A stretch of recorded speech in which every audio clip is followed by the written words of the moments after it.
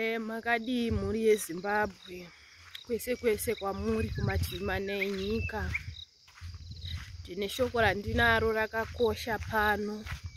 Ndinokumbira shoko iri rifambiswe nyika yose, kumagurupu ese ese. Shoko randichataura pano rifambiswe munyika yese. Ndakaenda kwandakanga ndakaenda ndikandoonawo zvatakamirira kuti tisangane nazvo mugore ra2022. Hama dzangu zvinhu hazvina kumira zvakanaka.